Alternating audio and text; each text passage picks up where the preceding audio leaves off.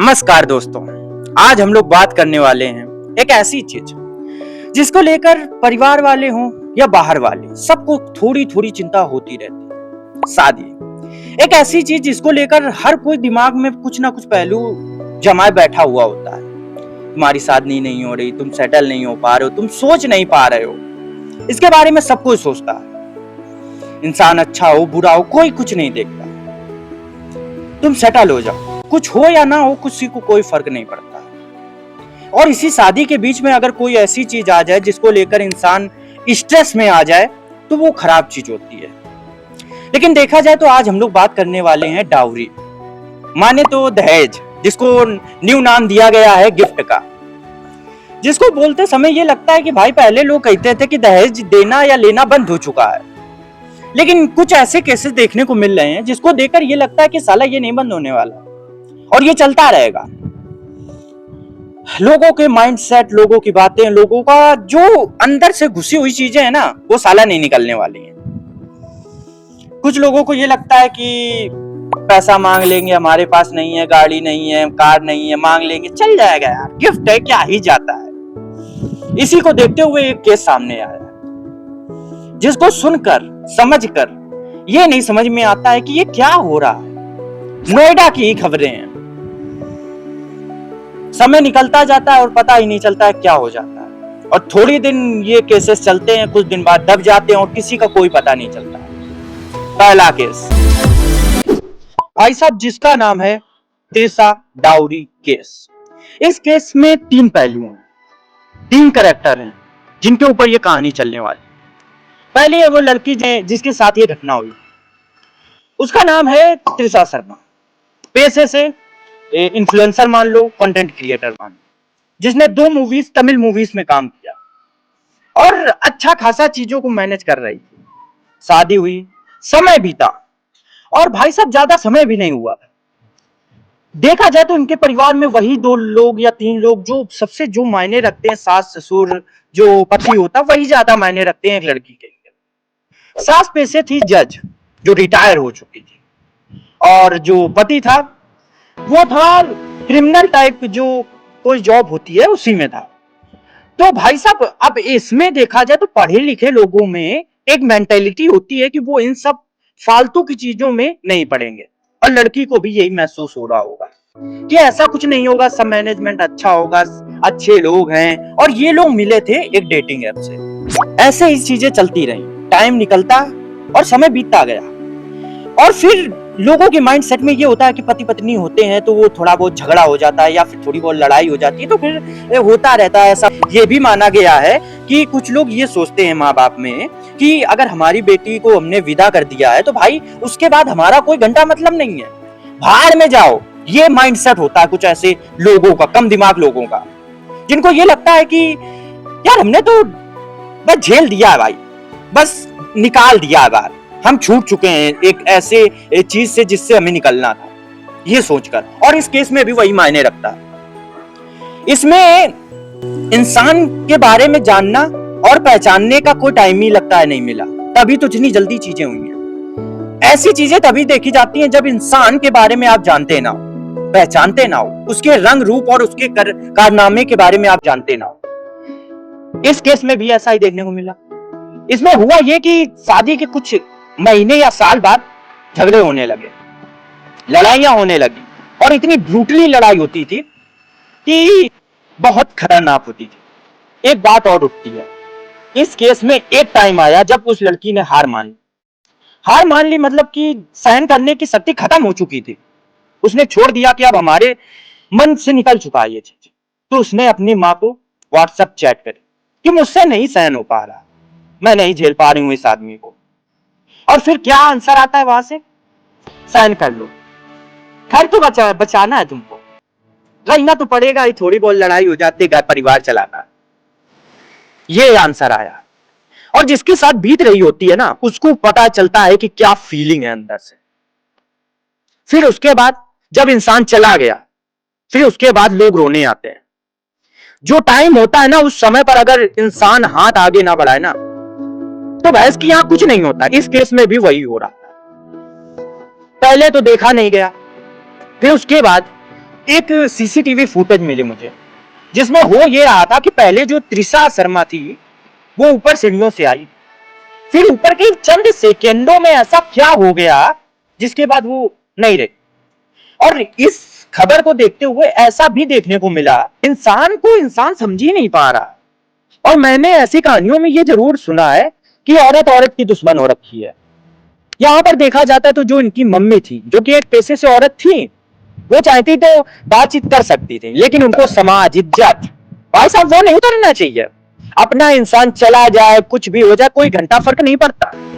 इस केस में भी वही देखने को मिला। इनको था समाज का डर, इनको था समाज का डर, इनको था अपने इज्जत उतारने का डर।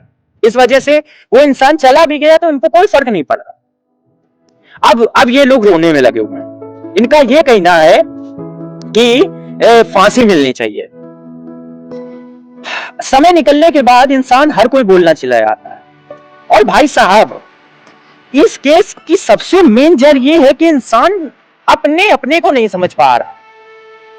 इसमें त्रिशा शर्मा के जो माँ बाप थे, ये चाहते तो उस चीज को और डीपली जान सकते थे कि मेरी बेटी थोड़ी प्रॉब्लम में है तो देखें जाके।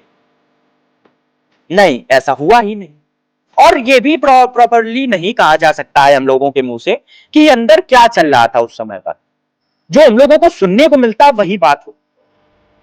भाई साहब, ये कहानी यहीं पर नहीं, इसके कुछ और पहलू थे जिसको बताना मैं वाकिफ समझता हूं। भाई साहब, जब लोगों ने कहा कि इनकी सास से, जो रिटायर्ड जज है, उनसे पूछा गया कि ऐसा क्या हुआ था जिसकी वजह से प्रॉब्लम क्रिएट हुई, तो इनकी सास का मेन रीजन यही कहना था कि डाउरी केस का सबसे मेन कैरेक्टर त्रिशा शर्मा वो ड्रग लेती थी। लेकिन ऐसा कैसे हो सकता है? नहीं, मैं भी ये समझना चाहूंगा कि ऐसा कैसे हो सकता है। एक इंसान जो ड्रग लेता है वो अपनी मां से ये बोलेगा कि मैं टिकट लेकर आ रही हूं, मैं यहां नहीं रह पाऊंगा। ड्रग वाला इंसान ये सोच ही नहीं पाएगा कि ये लोग हमारे साथ बुरा कर रहे हैं, सीधा सीधा ये मुकरने की कोशिश कर रहे हैं। और फिर इसके बाद इनके पति की बात करी जाए तो एक ऐसा इंसान जिसको ये तक नहीं समझ में आ रहा था दहेज को लेकर या गिफ्ट को लेकर कि वो क्या सोच रहा था। ये लड़की जो त्रिशा शर्मा है वो प्रेग्नेंट हुई, तो इसके पति का कहना था कि ये मेरा बच्चा हो ही नहीं सकता, ये मेरा बच्चा है ही नहीं। अब एक माँ जो बनी है अभी, या जिसके पेट में बच्चा है, उसको सुनकर तो बुरा लगेगा। कोई भी हो, कैसा भी हो, बुरा तो लगेगा। लेकिन भाई साहब, अब ऐसे कैरेक्टरों में एक बात और उठती है कि कुछ समाज के ठेकेदार बैठे हुए हैं जिनको कुछ बातें हमारी बुरी लगेंगी। उनको ये बुरे लगेगा कि माँ बाप जिनको भगवान का रूप माना जाता है वो भी एक इंसान है, उनका माइंडसेट बराबर नहीं रहता। कभी कभी वो भी हर चीज बात मानने लायक बातें नहीं करते हैं। जो सही होता है वो सही होता है, जो गलत होता है वो गलत होता है। लेकिन एक बात समझने में लगती है, अगर इंसान अपने लोगों से प्रेम करता है या लगाव रखता है तो ऐसा कैसे हो सकता है कि एक लड़की के विदा होने के बाद इंसान ये बोले कि तुम्हारी विदाई हो चुकी है, अब तुम वहीं रहो, तुम्हारा कोई मतलब नहीं, अब तुम्हारी अर्थी आएगी, तुम एक्सेप्ट किया जाएगा, नहीं तो ये कैसी माइंडसेट है भाई? तुम तो प्रेम करते थे ना, तुम्हें तो, तुम्हारी तो वो बेटी थी ना। नहीं, ये समाज के सेवक बने फिरते हैं। इनको ये लगता है कि ये बहुत समझदार लोग हैं, मगर नहीं, इनसे ज्यादा बेवकूफ इस दुनिया में कोई नहीं। ये लोग सोचते हैं कि समाज में चार लोगों के सामने हम बड़े बन जाएंगे। ऐसा क्या बड़ा बनना जिससे तुम्हारे ही लोग इस दुनिया में ना रहें। और कुछ लोगों का ये भी माइंडसेट होता है कि उनके लिए लड़की मायने नहीं रखती। We have no daughter. उनको नहीं चाहिए कि उनके पास कोई लड़की हो, लेकिन उनको ये चाहिए कि वो नवरात्रे में 9 लड़कियों को बैठाल कर खाना खिलाए। वो नहीं चाहते कि लड़की को वो बाहर काम करवाए, लेकिन वो ये चाहते हैं कि उनकी वाइफ बन के एक लड़की है। वाह, क्या बात है, जबरदस्त भाई साहब, जबरदस्त। ऐसे माइंडसेट के लोग एक लड़की पैदा करना भी वाजिब नहीं बैठाते हैं, और इस केस में भी यही माइंडसेट मुझे लग रहा था। जब तुम्हें फर्क ही नहीं पड़ता इंसान के लाइफ से या किसी इंसान के साथ क्या हो रहा है, उसका पति मार रहा है, ये बात भी बहुत मायने रखती है कि कुछ लोगों का माइंडसेट में ये चलता है कि अगर पति पत्नी की लड़ाई हो रही है तो होने दो। भाई एक बात सुनो, तुम भी दिमाग लगा के बात सुनो मेरी। भाई लड़ाई एक मायने तक मायने रखती है कि एक थोड़ा बहुत नोक झोंक हो रही है, थोड़ा बहुत वो सब हो रहा है तो ठीक है, लेकिन जब हाथापाई पे कोई चीज उतर आती है तो वो लड़ाई नहीं रहती भाई साहब। और कुछ ऐसे ही मंदबुद्धि लोग इस चीज को बोलने चले आते हैं जिनको कोई फर्क नहीं पड़ता है किसी की जिंदगी से और किसी के कुछ हो रहा, और ये केस ऐसा ही चलता रहा। दूसरा केस है दीपिका डाउरी केस। इस केस में थोड़ा सा अलग चीज देखने को मिली, वो थी असली दहेज की मांग, गिफ्ट की मांग, जिसमें हुआ ऐसा था कि जो शादी में 50 लाख रुपए दिए गए, उसके बाद स्कॉर्पियो दी गई। ठीक है, कुछ ऐसी चीजें भी निकाल कर दी गई, सोना चांदी हीरा मोती जो कुछ भी होता है वो सारा दिया गया। अब कुछ समय बीतने के बाद हुआ ये कि जो वहां पर थे सास ससुर हों या कुछ और लोग हों, उनका मांग आया, या पति था जो उसका ये मांग आया कि फॉर्च्यूनर लो, 51 लाख की फॉर्च्यूनर मुझे चाहिए। फिर हुए झगड़े, थोड़े झगड़े हुए, थोड़ी बातें बढ़ी, थोड़ा ये हुआ थोड़ा वो होता रहा। फिर ऐसा देखने को मिला जो इंसान ने सोचा तक नहीं था। पहले उसको मारा, बहुत खतरनाक तरीके से लड़की को मारा, और फिर उसके बाद उसको छत से धक्का दे दिया। अब ये मानो, ये समझो कि इंसान कितनी ज्यादती तक जा सकता है सिर्फ रोकड़े के लिए। सिर्फ उसको ये लगता है कि हम कमाए ना, हम खाए ना, हम चीजें ले ना, बस हम किसी दूसरे से मंगाकर अपनी लाइफ को चला दें। ऐसे मंदबुद्धि इंसान ऐसी घटनाओं को कर देते हैं। उनको ये लगने तक नहीं फील होता है कि हमने क्या किया। इसमें भी वही पोस्टमार्टम की रिपोर्ट आई, हाथ टूटा हुआ था, हाथ में ब्लैक स्पॉट्स पड़े हुए थे। और भाई साहब ऐसी घटनाओं में टाइम दो यार, टाइम दो। सबसे मेन रीजन है इन घटनाओं के होने का, टाइम दो। जिस इंसान के साथ आप पूरी लाइफ को बिताने वाले, उसके साथ आप टाइम नहीं दे पा रहे हो। 4 दिन की चांदनी फिर अंधेरी रात वाला खेला हो जाता है।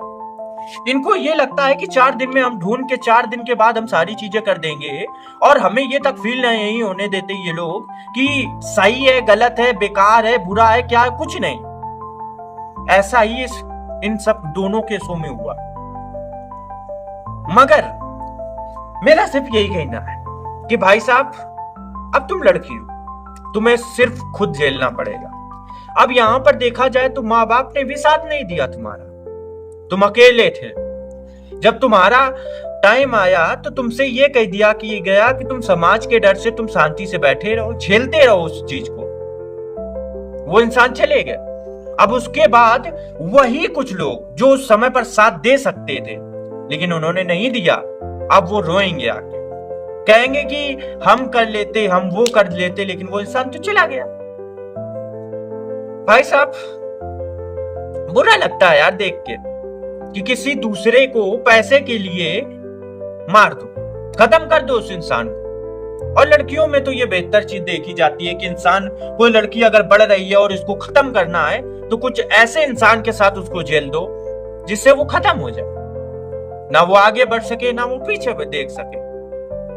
तो भाई साहब आखिरी में मेरा यही कहना है कि भाई टाइम दो यार तुम लोग। अगर किसी इंसान के साथ तुम लाइफ स्पेंड करना चाहते हो या टाइम देना चाहते हो तो उसके साथ टाइम दो, और ये देखो कि वो इंसान है कैसा। ये तो नहीं कि जब तुम उस इंसान के साथ रहने जाओ या उसके साथ लाइफ बिताने जाओ तो तुम्हारे साथ वो धोखाधड़ी कर दे। तो टाइम दो भाई। और भाई क्या बोले यार, नहीं आगे हमारे पास वर्ड्स ही नहीं है। अब हम बोले तो बोले क्या।